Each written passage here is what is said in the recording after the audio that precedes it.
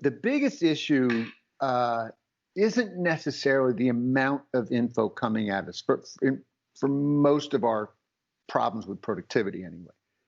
That is a big issue. We are now being served up 200 times more information than we were just like 20 years ago. But the biggest issue is for our productivity is our unregulated attention to irrelevant info, right? That's the real problem. You are listening to The Foundation of Wellness, a refreshing take on diet and lifestyle. Join me, Marisa Moon, as we tackle modern health with innovative and ancient principles. I'm a certified primal health coach and intermittent fasting instructor at marisamoon.com. Hey out there, everyone. It's me, Marisa, and thanks for being here on The Foundation of Wellness. This is a fun episode because I brought my actual coach, my business coach, my ADD and productivity coach, Alan P. Brown, on the show to talk to us about information overload and overwhelm. I actually quizzed or polled my members inside my Facebook group about the topics they'd be most interested in hearing us discuss on this podcast, and information overload was one of the top ones. I can relate. All of the information coming at me from every direction, all of the ideas that I have, all of the ideas that I see, all of the ads and marketing and my email inbox. Like, can we even just for a second talk about how bad my email inbox is? I really switched over to all of my business email because my personal email inbox was just like ridiculous. Like, I can't even keep up with it. It's so bad. You know, it's just the time when you need to just start new. But then Alan comes on the show and tells us how to get your inbox to zero really freaking fast. And he's talking to us about a lot of things related to information overload, because some of it we don't even realize we're doing. We don't even realize that it's actually us doing it to ourselves. And there's things you can do. There's boundaries you can put in place. There's actions you can take to prevent yourself from falling into those same patterns of behavior and procrastinating on things that you really intend to be doing. And so you can be more productive. I mean, Alan is a productivity coach. He's the host of Crusher TV. Really cool little thing he's got going on online. It's like an online TV show where you can watch these like 15-minute, I think some of them are longer, some of them are shorter, but $10 a month, you can watch his videos on all different productivity hacks and mindset hacks and things to help you get your act together. So Alan teaches productivity hacks to crazy busy professionals and entrepreneurs more specifically. As an adult with severe ADD who was undiagnosed for decades, Alan's untreated learning disability manifested into underachievement and substance abuse and so much more. After hitting bottom, Alan began developing and curating brain hacks and strategies that helped him build a successful advertising career and several startups, and one of which was sold for 8 figures. I mean, this guy is pretty amazing. He's a best-selling author too. He wrote this book called Zen and the Art of Productivity. And he's also a featured speaker all over the world, US, Europe. He was even on TEDx. And he uses his online TV show at crushertv.com to help people live to their potential by unleashing the power of their brains. I'm in one of Alan's weekly coaching groups. So every week I talk to Alan, I think since like last October. And I get so much out of it. You know, I just really need that type of accountability. I need to be checking in with someone. I need someone that I can talk to about my personal challenges and setbacks as they're related to my business. And oftentimes I end up talking to him about personal setbacks that aren't even related to business. I started following Alan years ago, and that was when he was more focused on helping ADHD individuals. And he has slowly worked his way into primarily coaching people who are business owners or serious about their business and solopreneurship, entrepreneurship. But you'll see, everything we're talking about today with Alan is so directly correlated with our behaviors around food and nutrition, our feelings of overwhelm regarding what is healthy. I mean, I have on my website and in like my bios everywhere that I help people put an end to the confusion about what's healthy. One of the most critical things that you need to do to create a lifestyle of health and happiness and well-being is to really hone in on some fundamental confidence-driven concepts that you identify with, that you know wholeheartedly you connect with and you can look to for answers. And for me, that's always been ancestral health. Ancestral health is the philosophy based on following the lifestyle factors and dietary choices of ancient humans long time ago, before industrial food processing, before modern conveniences, and really when humans were hunter-gatherers, or even before that, before we were civilized. Because if we look at the ways that they were living, we can more easily understand what our genes, what our body is designed for, what it expects from us, and how we are so thrown off that path with modern living. And then we can apply some of those concepts today in really clever ways. That's what I help people do. And so whenever I'm looking for answers, I'm usually going to ancestral health. Like, okay, I don't want to overwhelm myself. I don't want to be confused. I don't want to second guess myself. And if I look back on our ancient ancestors and I understand how humans lived for thousands and thousands of years before anybody was telling them what to do, it helps me come to peace and come to a decision. And Alan on this episode tells us tons of ways that we get in our own way and things that we can do, like truly take action. Actually, at the end of this episode, he is like, hey, guess what? You're taking in information and it feels like you're doing something, but you're not actually doing it. You have to take action. So I hope that this episode encourages you to take action and start doing things differently so you can create the life that you want. Here we go. Welcome to the show. One of my favorite people in the world, Alan. I'm so happy you're here. Great to be here. Thanks for having me on. Oh, absolutely. It's been something I've been thinking about for a while because you already helped me so much. You've been a part of my life for years, whether you know it or not. But we've actually been talking once a week for what feels like almost a year now. It might have been. I mean, your group coaching is going well. I love it. Yeah.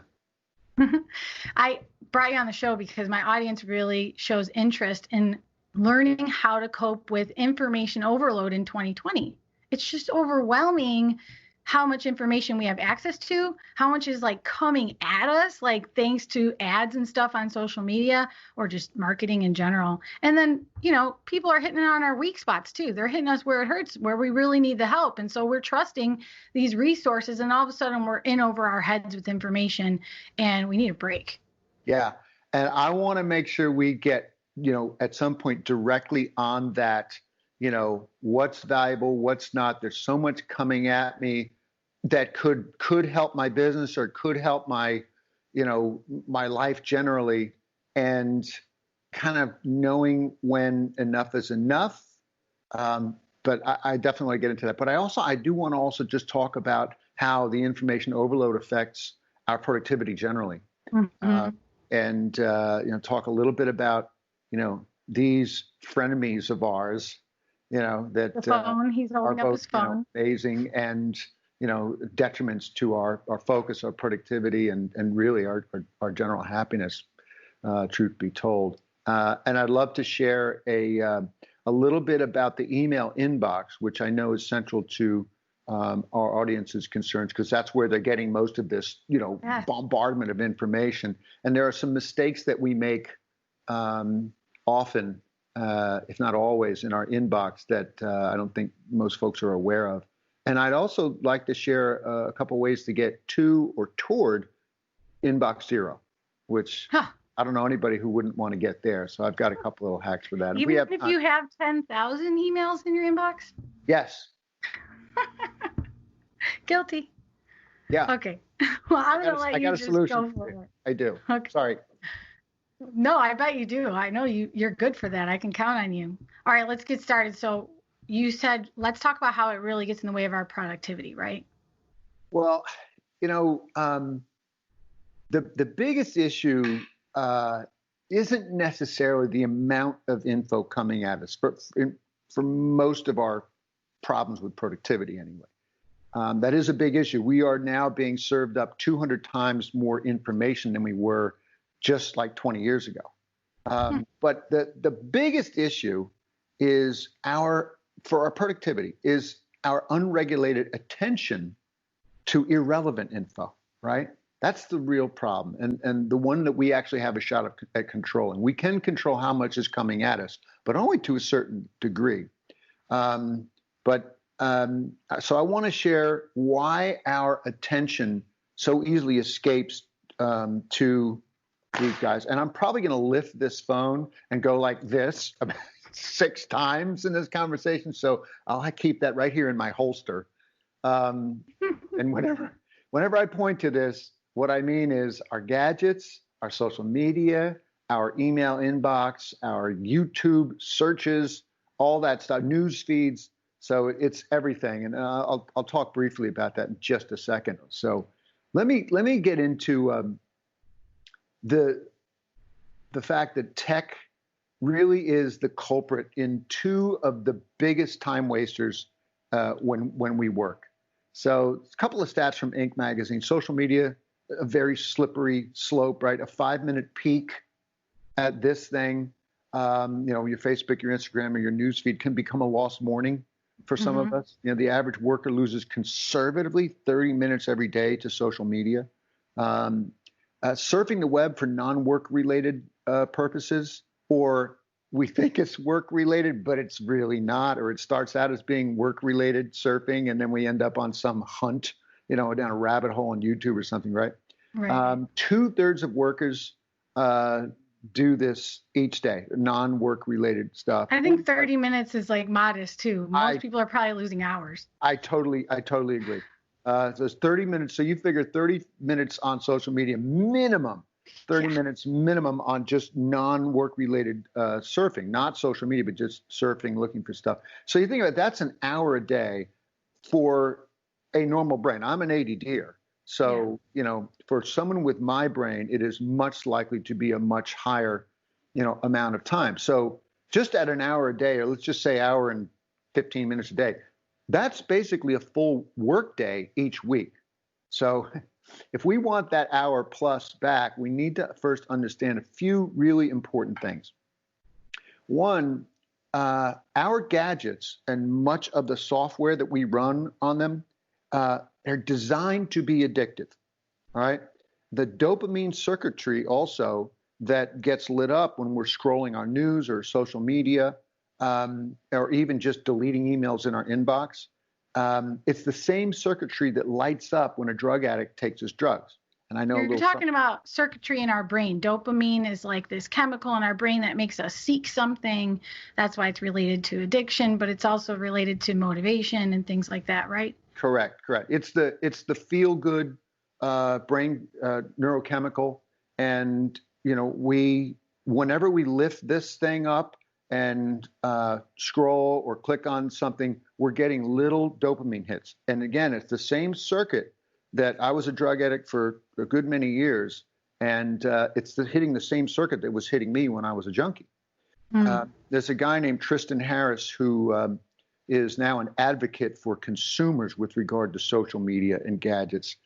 He was interviewed on 60 Minutes, and he used to work at Google and Facebook as an engineer. And he says that you need to understand that when you are here, and I'll just pull up the YouTube app, and he says you need to understand that whenever you are in front of this screen and doing this, there are thousands of people behind this screen whose job it is to make you do this. Keep scrolling. One more time.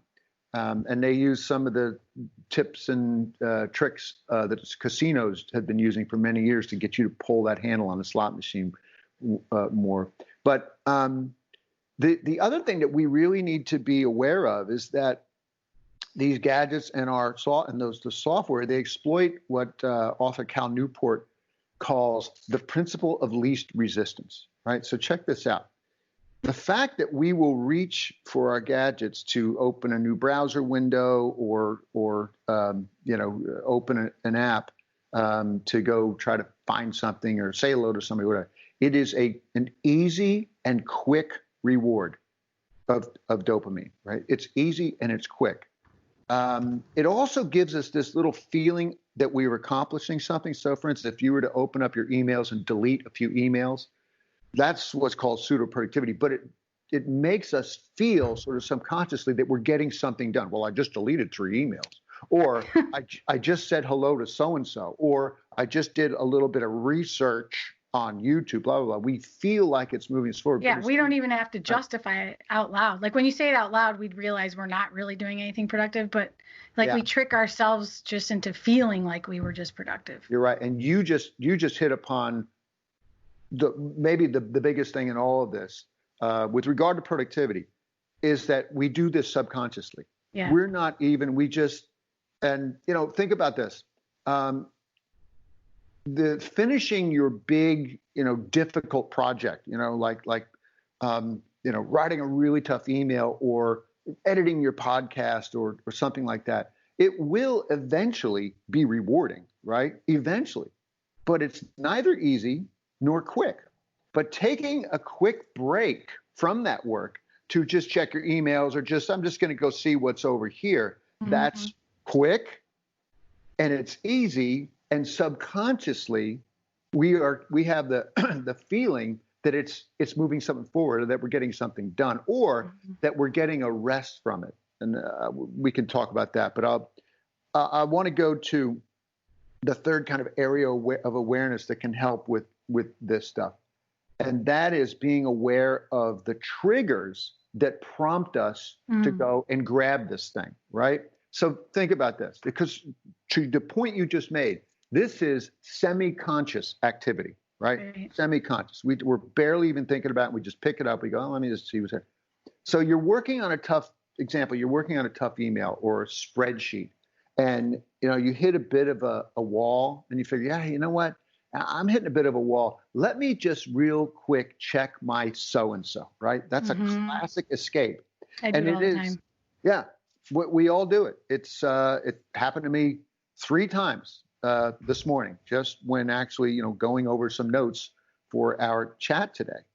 3 times I was like, I'm hitting a bit of a wall. Let me just real quick check the news headlines. Yeah.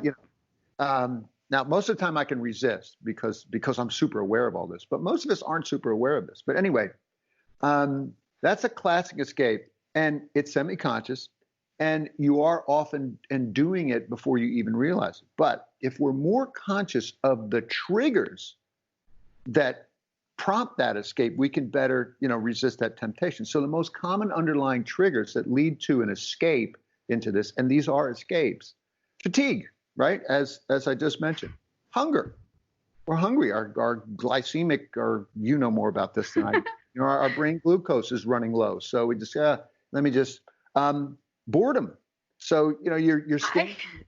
I'm laughing because I didn't even know you were going to go in that direction. The first triggers I thought of were those stupid little red numbers and the notifications on your phone, beeps and notifications popping up, and just your phone being in your presence. So like I have to turn my phone over and oftentimes put it behind my laptop so I don't even see it.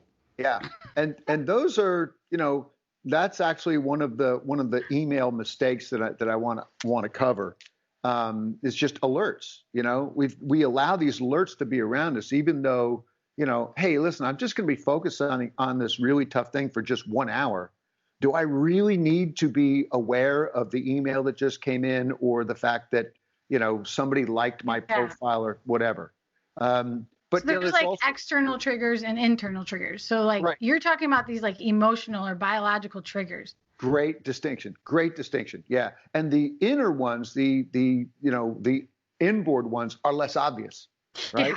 The obvious ones are, the phone rings or your phone buzzes because you got a text from so-and-so. Exactly. So getting back to boredom, you're standing online, which we're not doing that much at the moment, but when you're standing in line for your coffee and you just this is something that I would do, when I was wearing a suit every day. I would just kind of go, let me just, right? It's just an automatic almost thing, but it's boredom. My mind is bored. I don't like being bored. I don't like having nothing in my head. So let me put something in my head. There's resistance, right? That feeling of, I just really don't want to be doing this right now. This is hard. It's not that I'm hungry. It's not that I'm tired. It's just that, screw this. I'm just going to do a little bit of this. Isn't that like a form of procrastination? Basically, that's what you're saying. It's like we're avoiding what we're supposed to be doing. It's like we're stressed and we don't even know it. So we're just seeking something else that escapes from that. Absolutely. They result in procrastination. The resistance is a definite sort of a barrier to action, if you will. When we find something to be hard, we go, yeah, it's hard. I can't really figure it out right now. So let me take a break, or let me go and do this instead. Classic barrier. Guilty. Well, so another one is also just FOMO, right? Fear of missing out. Yeah, I wonder if anybody has commented on my thing yet, or I wonder what the latest news is, even though I just checked my news app, 60 minutes ago or whatever. So if you're honest, also all of these, should resonate with our entire audience here. So, but think through these triggers and then maybe visualize and highlight in your mind the ones you think that most often semi-consciously you escape into, and keep your eye on those. Now, when you do catch yourself with, one of these, triggers, or, you're escaping into something you're about to, consider taking instead one of what I call the 4 noble escapes. And you've heard me talk about what I call recovery rituals, right, Marisa? When you are working on something really tough and you've set yourself a single tasking session, you set, alarm, you set a timer for like an hour to just work on this one thing. That's something I'm always prescribing for those of you who don't know me. But you reach a point where you get a little fatigued or hungry or whatever, and you just recognize that you need some recovery. And that recovery can take all kinds of forms. So I call these 4 examples of recovery rituals the 4 noble escapes. Okay. I actually did an episode of Crusher TV. It was episode 20, I think, and I did it. Just kind of having fun. I did it. I was dressed as sort of a priest, and I had not a Bible, but I had a black notebook with a little fist on it that sort of looked like I was holding a Bible. And I did the whole thing in like biblical speak, right? So I'm going to go ahead and take a chance that this will be funny. Okay. But, so the 4 noble escapes, that's why I call them the 4 noble escapes, are 1, the teat of protein, right? Okay. When hunger calls, forsake the carbohydrate, right? Carbohydrates. Forsake that, and instead, nurse on the teat of protein. It will nourish your brain so long as you do not indulge.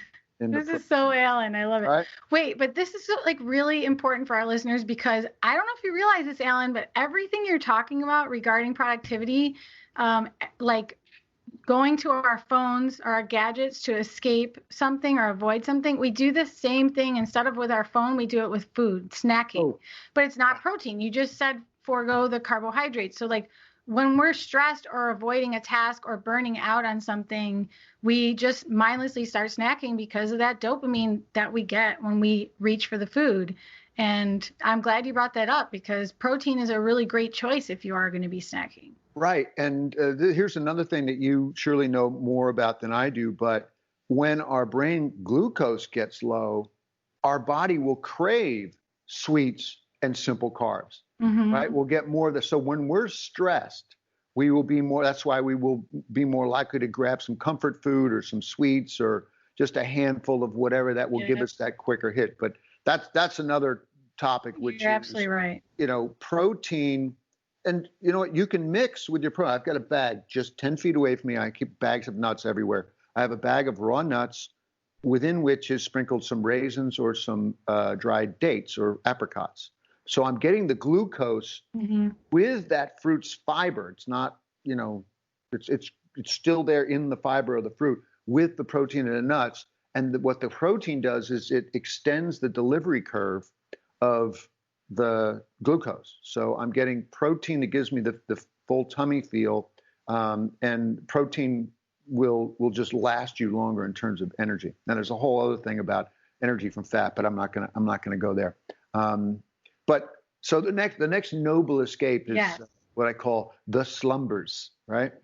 Nothing redeems the mind as well as a power nap, if even for 10 minutes. So true. And a growing number of get this, here's a little joke here. A growing number of corporate places of worship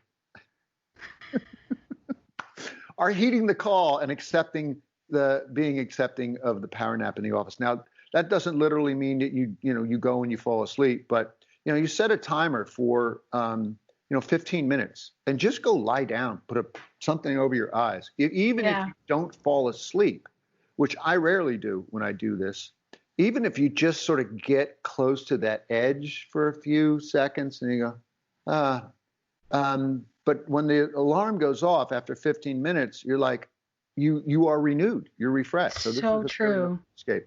But if you can take a power nap and keep it under 20 minutes, because after 20 minutes, our brain will typically go into a deeper realm of sleep, which you don't want. The next noble escape is the meditation, right? A simple quieting of the mind, even if for 30 seconds. So it's sort of like a mini power nap. But, what I'll do often is when I'm feeling a little bit, just, feeling a little bit of resistance or just a little bit of fatigue or just feeling a little overwhelmed, I'll just sit and I'll go, okay, I'm just going to be here. I'm just going to go like this and, just quiet my mind, listen to the crap that's coming in and out of here. Maybe listen to my breathing and try to count those breaths. Nothing crazy, no bed of nails, no, you don't have to be a trained monk to do this, but just let your mind get a little bit quiet, even though, that takes practice, but you don't have to get totally quiet, but just pause and, soothe that weary brain of yours. And then the last noble escape is what in this context I called the Moses pose, also known as power pose, right? Standing hands on hip, chin up in self-righteousness, if you will, for 2 minutes, just standing. There are a couple of sitting poses, but the best one is just get up out of your chair, put your hands on your hip, and just hold this. Listen to your breathing, hold this for a couple minutes. So those are some noble escapes. If you can catch yourself about to dive into this thing. Now, I know that's easier said than done.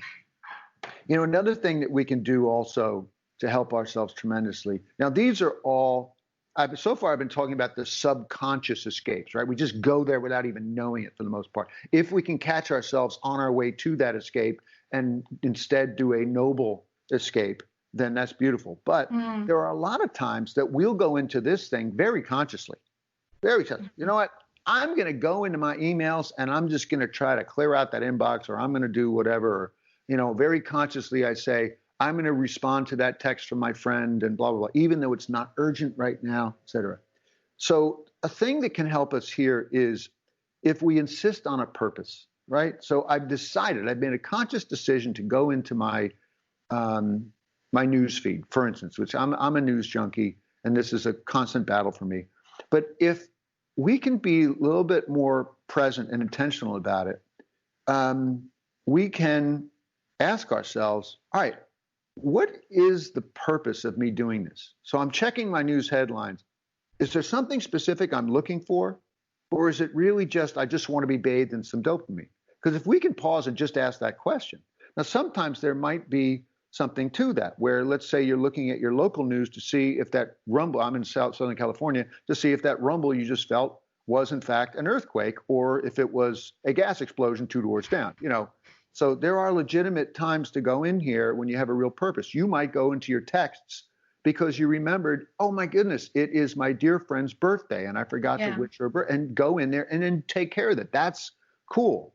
But if you always ask yourself, especially if you ask yourself before you go, as you're going into a social media session, all right, what's my purpose? Is there something in particular, or am I just going to go in there and do this until I see something I like? Then Tristan Harris, his former colleagues are winning the battle. But, social media and news they're not inherently evil, right? So what we can do is, and we need to be social animals, and we need to be well informed, right? And we need to check our emails. But what if we calendarized and batched our info intake? So for instance, let's say at 3:00 today or at lunchtime today, I'm going to give myself some guilt-free time to just go on social media and see what's going on, to just read the news headlines, see what's going on, to just go into my email inbox and see what's going on. Schedule a time to do it. And if you really want to be powerful, that thing becomes, email, social media, news are something that you check, let's just say 11 a.m. and 3 p.m. or 12:30 p.m. and 5, something like that. And when you do it, set a timer for 15 minutes. And then when the timer goes off, get back to what really matters. That's All helped right. me so much. And you have helped me do that in so many ways. And I think it's really important. And it just reminded me that there's another kind of way to do exactly that without so much specificity. And that's just creating a boundary. Like, I never check my phone in bed, or I don't check social media before noon.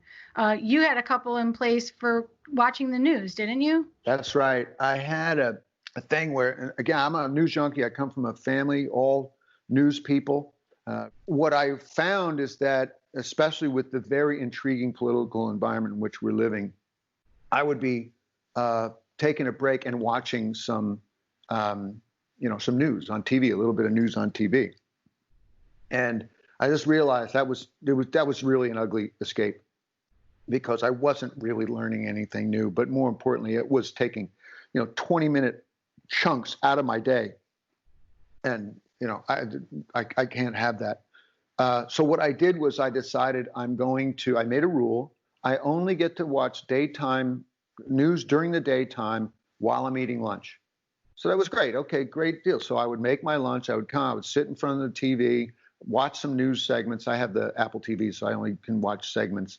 When I get done eating, that's it. But what happened, and so that was definitely an improvement. But what happened is I'd finish eating and then I'd linger and watch 2 more segments that would cost me like another 10 minutes.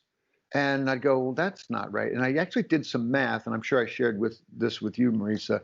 10 minutes a day of stuff, something is not teaching you anything. You don't need to be doing it. 10 minutes a day, that's an hour and 20 minutes or something, or an hour and 10 minutes a week. Let's just call it an hour a week, 10 minutes a day. That's 52 hours a year, which is more than a full work week. So imagine getting knocked on your butt by the flu or an injury, and you can't do any work for a full work week. And it sets you back, and now you're just more That's what we're doing with 10 minutes of needless info consumption. So here's what I did to solve that. I said, I no longer get to watch news during the day. In fact, new rule is eating equals meditation. So I don't get to flip through my app when I'm eating. When I'm eating, I can't have this in my hand or near me. Can't have the TV on. I have to be actually outside and just letting my brain. So anyway. Okay, this is awesome stuff. And I was just thinking the phones now even have things to put a limit on it for you. So like, I have time limits that go into effect at 8 p.m. so that I have to jump a couple of hoops. If I really want to check Instagram, I have to say, okay, I understand there's a time limit on my phone, and I have to check 15 minutes or forget it or whatever. And it makes you stop and think for a second before you just follow through with that automatic behavior. And It stops me from taking in too much information and distracting me from what really matters. Yeah, these apps are great because what they're doing is they're taking you off of autopilot. Yeah. Right? They're bringing you back. Right? Cool. So, yeah. Anyway, so let me share some because this actually is a nice segue. I want to get into emails, and this is a nice segue into that issue that so many in your audience have about just the onslaught of what is potentially valuable information. What do I do with it all? Right? Mm-hmm. So let me just first talk about some mistakes that we make in our email. Now, ideally, we would all be at inbox 0, right? We would have no emails in our inbox so that every time one came in, we could then go, oh, I've got this one email. What shall I do with it? Wouldn't that be great? Oh, man. It's kind of like if you only had one to do today, every day, if you only had one to do, imagine how much love and creativity you could bring to that one to do every day. Wouldn't that be awesome? Well, that's sort of what inbox 0 does for you. There are other benefits too, psychological benefits. I won't get into it, but here are whether you're if you've got any more than 100 emails in your inbox, but here's what is happening in our inbox. We are so often making these classic mistakes of productivity in our email inbox. And mistake number one is we use our email as a to-do list, right? We go check our emails, and once we're looking at our email inbox, that becomes our to-do list, right? oh, well, there's this email, there's that one. Which one of these should I blah, blah, blah, right? As opposed to this being your to-do list, the thing that you decided you were going to work on today. Now He's you go. holding up a planner, I'm everybody. sorry. Yeah, I'm holding Some up. people are audio. Yeah. Oh, sorry. Yeah, I'm holding up my planner. Thank you. Yeah, what, this looking at your inbox, your email inbox is no way to prioritize. And as someone wiser than me wisely said, emails represent other people's agendas. So the less you're working from your inbox, the more you're free to work your agenda. So another reason why, ideally, unless you're in a certain kind of business that really does require you to be checking that all the time, those are few and far between, you should be scheduling your email sessions, right? Just at 11 a.m. and 3 p.m., that's when I'm going to check my email. Now, mistake number 2, not just, you mentioned this already, Marisa, not turning off our alerts.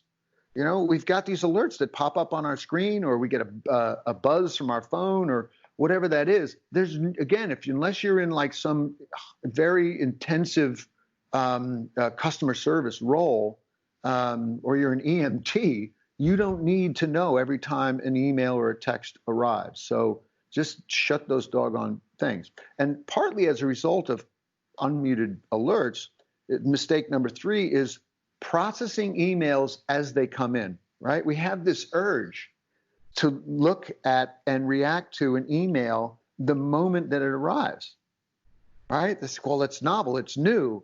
But really, what makes that most recent email the most deserving of our most immediate attention?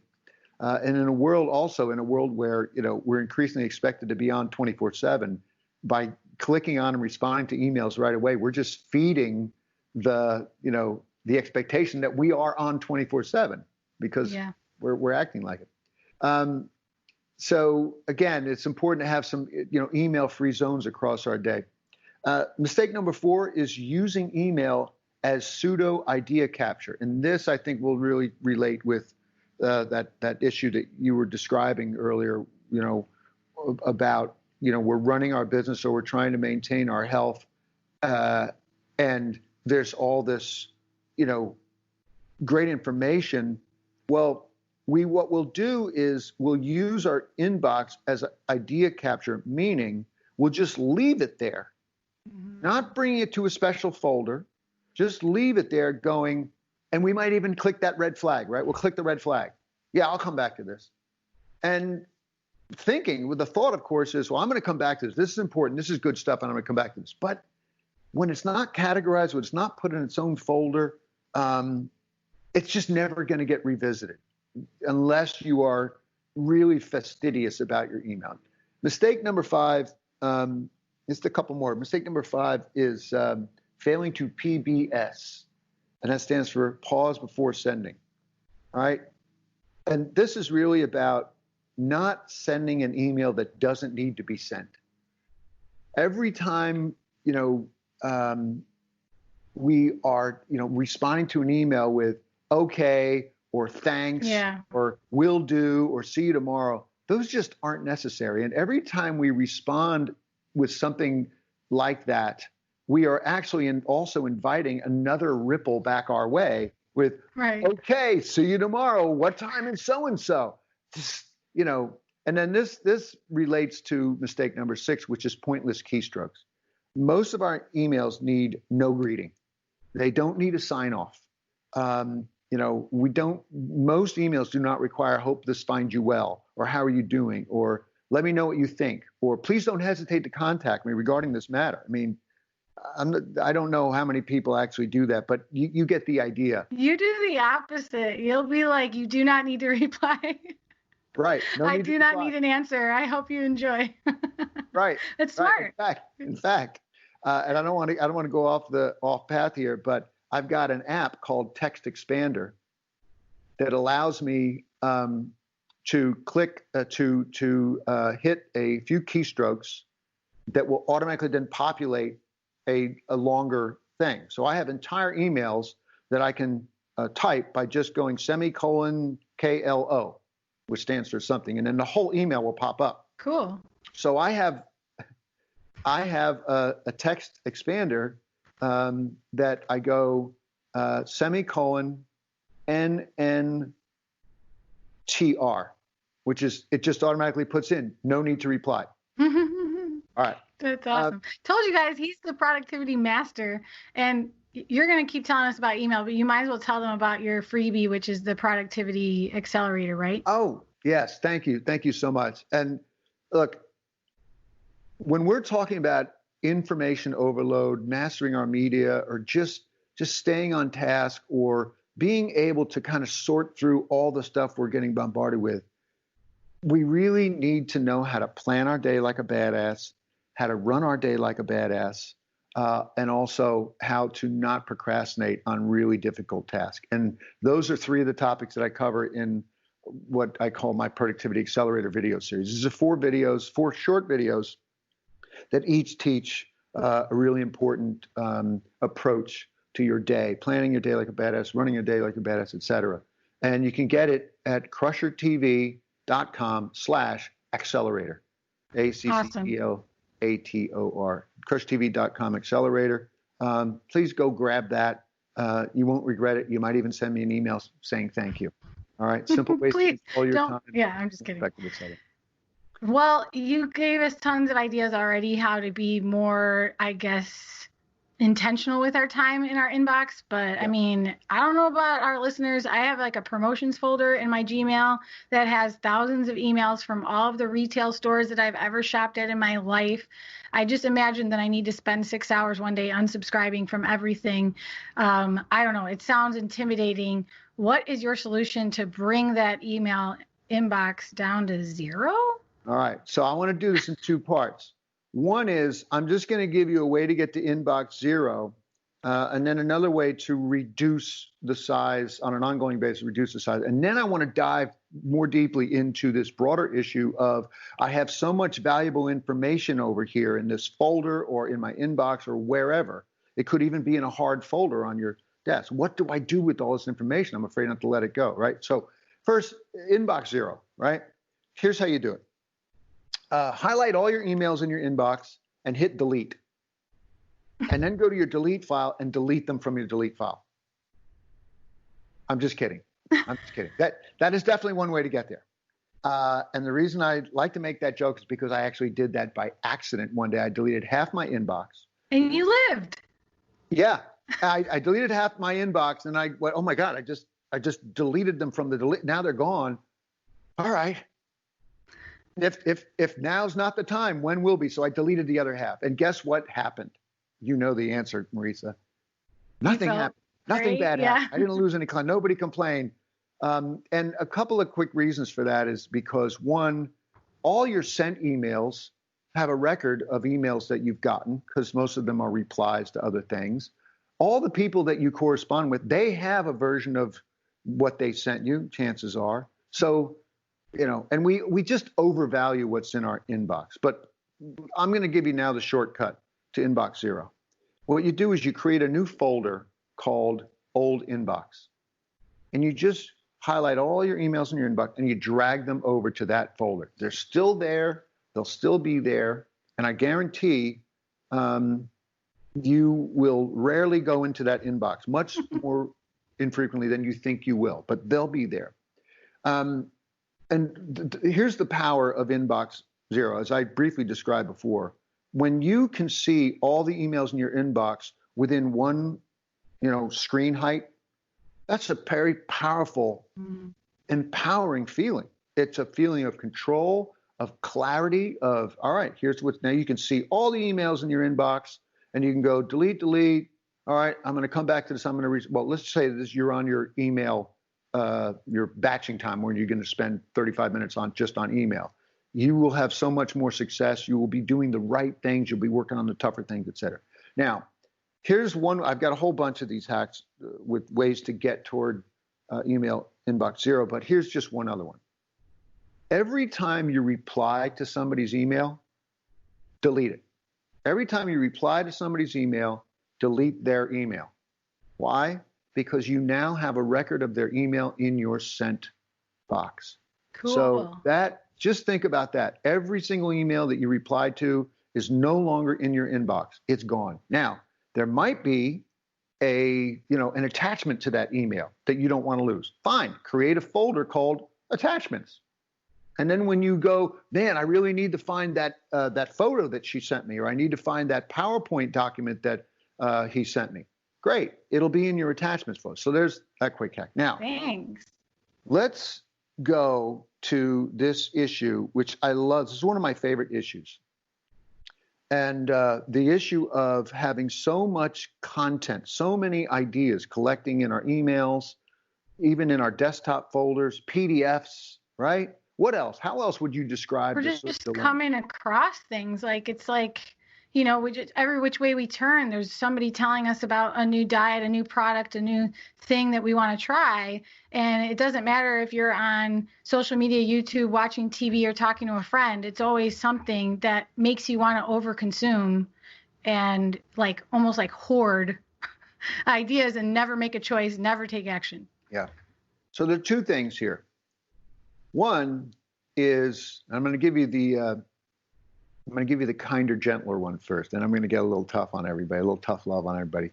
So the first one is the biggest problem with having all that content around, all that good stuff that, so this is really valuable. I could really use that. The problem is we don't go back and we don't have a system for going back and revisiting it.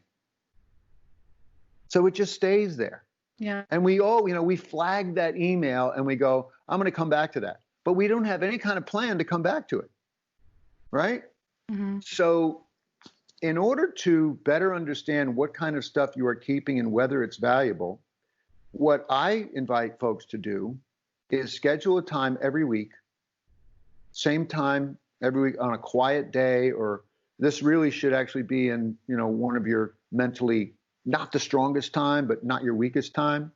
And just go and call that reminder saves, and just go into one of your containers, go into that folder with all those PDFs, go into your email inbox, and just go and look at all your flag ones and just look at them one at a time. Just set a timer for 1 hour and just say, I'm just going to go in and see what kind of stuff I've saved and what stuff is actionable. What I have in my planner at the top of every Thursday, it says marketing/saves. And that is my reminder that on this day, this Thursday, whenever the next Thursday is, I will be sitting down and just going through my saves. I have stuff saved everywhere. I have stuff saved in my Facebook app. I have stuff in my news apps that I've saved, articles regarding productivity or personal development or travel. I have stuff in my inbox in various folders. I have stuff in Evernote. I have stuff all over the place. I have a question. Yeah. What about people who feel overwhelmed when they go through their saves? Well, this is leading me right into, you fell into my trap. This is perfect. Right into the second thing. So just think about this. You go into all the things you saved and you're overwhelmed by it. Yeah. It's exceeding your bandwidth. And that's what we're doing to ourselves. Not just with all the social media or the YouTube searches or the news checking. We are overwhelming ourselves with the amount of stuff that we're bringing in and holding on to with the thought that we're going to use it sometime. Mm-hmm. Now, what I often invite my clients to do when they come to me and say, I've saved so much stuff. I have so many ideas. I have, and I ask, okay, so what's the big project you're working on? Well, I'm trying to get started on this, but I'm trying to get more info. I say, you know what? You will learn more by executing than you will by learning, quote unquote, learning. And let me back up also and just say this. One of the reasons that we do this, that we constantly save stuff, is because it gives us a feeling that we've done something material, that we've done something that is helping us. And it's not really helping us, is it, if we never come back to it? Mm-hmm. So it just becomes another thing that we think, wow, this is really good. Now, if you're categorizing that stuff and putting it into various well-labeled folders, then you got a better chance of coming back to it, especially if you do, a visit to it every week. But for most people, it's just a generalized collecting of stuff, signing up for webinars, buying that new book, right? Buying that book that just then sits in the pile of books. I've got a pile of books. I got a pile. But I don't buy nearly as many books as I used to because I made a decision at one point. I think I've learned enough. No, but seriously, for instance, right now I'm in the middle of the biggest project that I've undertaken since my first startup 20 years ago. And it's an online course, and it's taking everything I got to execute it. And what I keep having to remind myself when I see some interesting piece of content or a marketing technique or something else that I said, well, I could use that, maybe that, blah, blah, blah, blah. I say, wait a minute, I'm done learning. I have entered a season of execution. So that's my invitation. That's my tough love invitation to all of you who are overwhelmed with the stuff you've been saving and the efforts to constantly keep saving more stuff that we think is interesting, potentially a benefit. We have enough information already collected and frankly already in our minds to be able to start executing something that will help our lives. So it's a little tough love, but stop learning and enter a season of execution, even if it's just for 30 days. Maybe it's just 30 days you do that. Mm-hmm. Yeah, start putting them to work. I mean, I think if you look at a folder in your inbox with all these resources or all these nutrition advice or all these diets you want to try, and you get overwhelmed by it, you can relate to what Alan was just saying. If you think about what are your values, what has worked for you in the past, what do you know for sure, what are you confident in? Don't focus on what you don't know and be overwhelmed by all the ideas that everybody else is throwing at you. Focus on something that you're motivated to try or most interested in or really resonates with who you are, you can identify with, because you have to start somewhere and you have to take action. Otherwise, you'll just stay in this state of overwhelm. Well said. Well said. And drilling down to more specifics on this, as you mentioned, for instance, we're collecting all these different kinds of diets, et cetera. We can really only do one diet at a time. Yeah. And so, this invitation to go into a season of execution, what if we just picked one of those diets and said, all right, I'm going to do this diet. I'm going to work this diet. And when it doesn't work, then I will go and look, go back into my notes or my collection of information and find the next one. But if we are putting all this effort into collecting information, it's really tends to be, and we're not executing on any of it. It's a feel good thing. It's giving us the feeling that we are creating something for the future, yada, yada, yada, in most instances. Even with regard to marketing, if you're a solopreneur and you're marketing something and, you get all these ideas like for a new online course or how to market it or whatever, you know what? You've been collecting information. Go and chew up and digest the information that you have on one of the specific things that you are up to now. Yeah, there's plenty to work with here. I hope that our listeners really are feeling a little bit more like they know where to start now. They know where to do the work. They know where to start cleaning up, because a lot of what we talked about today was really just like checking in with yourself and recognizing, what you're escaping from, what you're avoiding, and then like rerouting that to a behavior that's more beneficial, and then reducing the overwhelm by reducing the amount of information staring at you in your face. I would like to see what it feels like to have 6 emails in my inbox. So I'm going to try what you just talked about. You have really good ideas for lowering your inbox. That's awesome. Well, and I have to say, you are really good at summarizing things, because you just put everything into this beautiful little nutshell. So I got to salute your brain for that, my friend. And I'll just remind everyone, please go to crushertv.com/accelerator, grab those 4 free videos. And I want to leave you with a thought and then an action step, in addition to encouraging you to enter a season of execution. We can take it back at least some control of our media and all that information. And when we do, here's what starts to happen. We get to sleep earlier. We have more energy. Our focus increases. We get more stuff done and we have more time. And I invite everyone to take an action step, and Marisa already kind of alluded to one. I alluded to one. It's just, let me just make one no-brainer rule. Make one new rule for yourself. Nothing too, tough, but schedule schedule your use of social media and or your email checking. Just, put it in your calendar. And I'm pointing to this for positive reasons. I'm pointing to my phone for a positive reason. Go into your iCal or whatever and create a repeating, calendar item that says email time, 11 a.m., 2 p.m., or whatever that is, or social media time at lunchtime or whatever that is. And just make a rule of only doing that, or trying your best to only do that in those times. How about what Marisa mentioned? No screens after 9 a.m. or before 8 a.m. Another one, make social media off limits during your meals, when commuting, or when you're in the loo, or when you're in bed.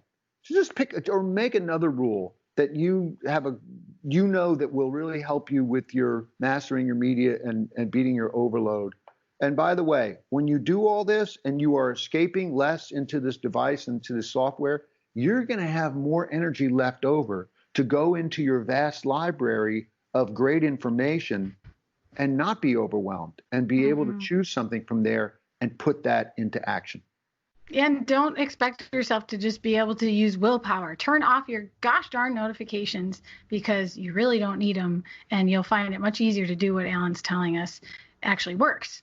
So I live my life on do not disturb and no notifications. Like, I literally don't know how people live with all of those interruptions. I couldn't. There's no way. I'd be like constantly distracted. So huge stuff. Alan, thanks for taking the time. You are like one of the busiest, most productive, fun people I know, and you help thousands of people doing what you do, and you have so much to be proud of, and I'm proud to have you on the show. Thank you very much, and I'm also proud that I'm fighting the same fight everybody out there is. I fight it every day, and I'm so glad that I got fellow soldiers like you, Marisa, to fight with me. Yes. Fists up. See you later, Alan. Bye. All righty. If you're still listening, that means you really loved Alan, or you really love this show. And if you are a fan of the Foundation of Wellness podcast, there are several ways that you can really help us out to grow this audience. Head over to our Facebook page, the Foundation of Wellness podcast, and hit that like button and leave us a review on Facebook. Another way to help us is to follow us on Instagram at foundationofwellness_podcast. All these links are going to be in the show notes, but there's more. You can also share this podcast with a friend. A lot of people don't even listen to podcasts or know that they exist. So send them a link to the show, or even show them how to listen to podcasts if they're a newbie. Or the easiest thing, you can just send them to YouTube. I just started uploading videos of these interviews onto our YouTube channel. And you can easily find that at tinyurl.com/FOWYouTube. And hit the subscribe button there too. Lastly, you can help us out if you're using an iPhone to listen to podcasts, and leave us a review. How do you leave a review on Apple Podcasts? Well, while you're listening to this episode, click the title of our show, which is located right underneath the episode title. Then just scroll all the way down past the episodes until you see write a review. Click that, and you'll be helping us out so much, because reviews help our show stay relevant on iTunes, and more people can find us that way. And you can always get to know me better on Instagram at Marisa_Moon_ in the DMs. And you can also join my Facebook group. It's facebook.com/group/FOW podcast. Yes, the group is named after this show, The Foundation of Wellness. I hope to see you there. Bye.